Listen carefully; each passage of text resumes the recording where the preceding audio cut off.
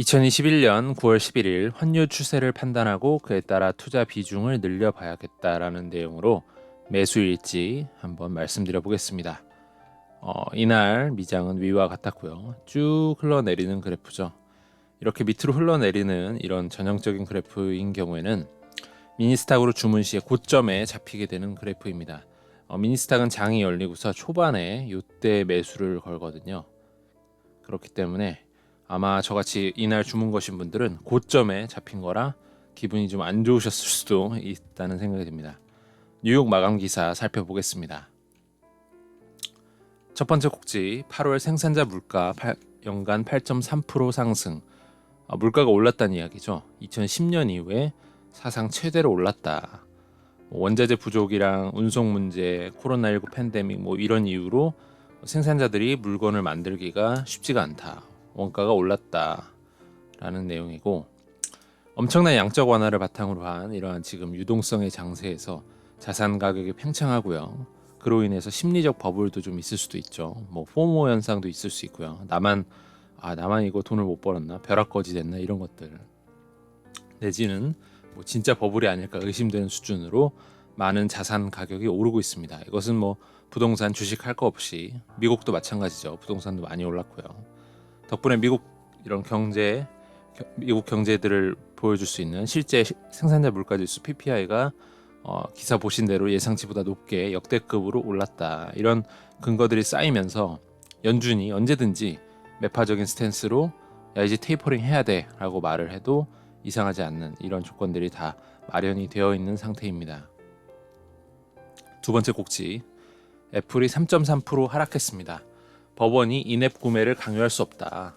개발자들에 대한 결제 방식에 대한 제한을 완화해야 한다라고 판결을 해서 이날 거의 기록적으로 최근 들어서는 이렇게 빠진 적이 드문데 3.3%가 내렸습니다. 애플의 미래를 믿는 입장에서 이런 날은 오히려 세일이다라는 생각으로 더 담으려고 하고 있습니다. 오늘도 룰대로 매수를 하였습니다. 3,700만 원 정도 되고 있고요.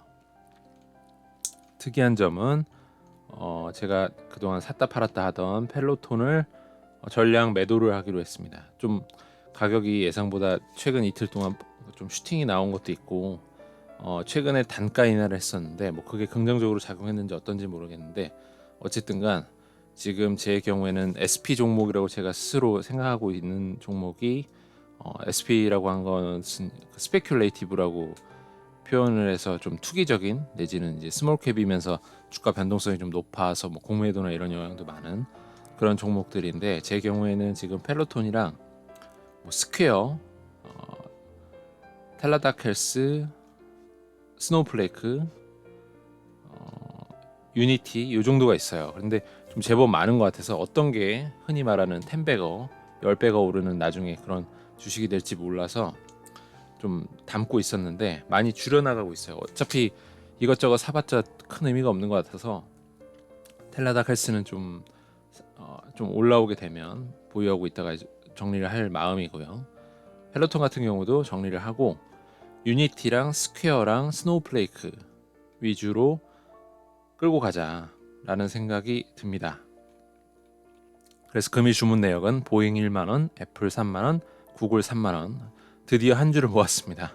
계속 만원씩 3만원씩 이렇게 담다가 보니까 쉽지가 않았는데 결국에는 한 주가 모였습니다. 진짜 쉽지 않았어요. 더 살걸. 껄무새가 되죠. 더 살걸.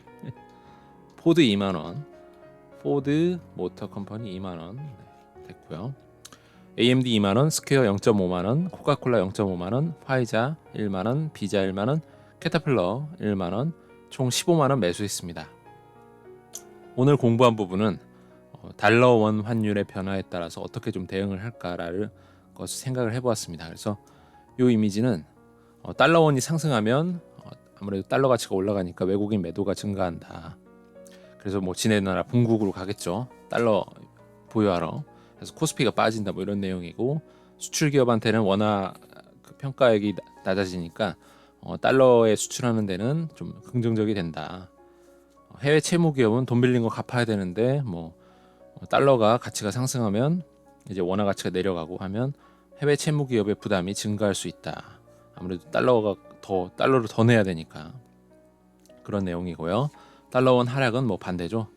달러원이 내려가면 외국인 매수 증가한다. 코스피에 몰려온다는 거죠. 그런 내용이고 나머지는 다 반대라고 보면 될 것 같습니다. 이 이미지는 이레미디어 출판사 이성순 님이 지은 가치투자 처음 공부라는 책에서 가져왔고요. 보통 신문 기사에는 원달러 환율이라 표현하면서 상승한다고 하면 원달러의 앞글자 원이 중심이 돼서 원화 가치가 오른다는 얘기고 동시에 반대로 달러의 가치가 내림을 말합니다. 근데 이 책에서는 원달러가 아니라 달러원 환율을 얘기하니까 달러원의 상승은 달러 가치가 상승하는 것이고요. 달러원 하락은 달러 가치가 내려간다라고 보시면 되겠습니다. 그래서 이 그래프 같은 경우는 환율의 3년치 그래프인데 2020년 이후 거의 약 1년간 환율이 쭉 내려왔던 모습을 보여주고 있고요. 2021년 이후로 지금까지는 환율이 올라가는 모습이라 볼 수 있겠죠. 다시 말해서 20년부터 1년간은 내려갔고 또 반대로 1년간은 올라가는 모습이었다라는 생각인데 주린이인 제 입장에서는 어떻게 대응할지를 고민해 봤는데 저는 이렇게 생각을 하고 있습니다.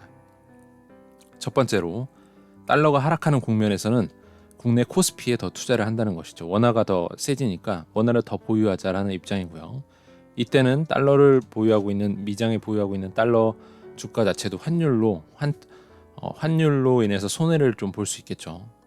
USD가 상승하는 국면에서는 달러를 더 보유하기 위해서 미국 증시에 더 투자를 해야겠다는 생각입니다.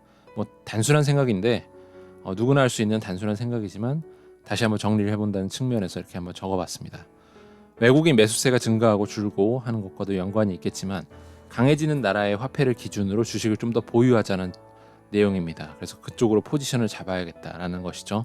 실제 올해 연초에 미장에 아마 투자하신 분들은 달러 가치가 올라가는 부분, 그래서 약 환율로 인해서만도 한 3에서 5% 정도는 수익인 상태이실 것이란 생각이 듭니다. 주가가 오르지 않았더라도 앞으로 환율의 향방이 어찌 될지는 뭐 사실 모르겠지만 추세적으로 그냥 내가 판단할 때 환율이 오를 것 같아라고 생각하면 미장에도 투자하고 환율이 좀 달러원 환율이 내릴 것 같아라고 생각이 들면 국내 코스피에 좀 더 투자하는 생각으로 주식 투자를 하면 좋지 않을까라는 생각을 해봅니다.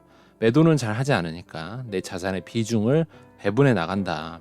지금은 달러 환율이 올라서 달러 가치가 올라가니까 미장 쪽으로 좀 더 투자하자라는 생각이면 좋을 것 같고 그게 아니라면 조금 더 국내 주식에 이머징 마켓인 우리나라 시장에 좀 더 투자를 해보자. 아직까지는 뭐 세금에 대한 것도 훨씬 더 미장이나 이런 거에 비하면 널널하니까요. 그래서 저 같은 경우에는 이렇게 생각을 하고 투자를 해나가고 있습니다. 오늘은 여기까지 하겠습니다. 이 글을 읽으시는 분들 모두 좋은 하루 되셨으면 합니다. 감사합니다.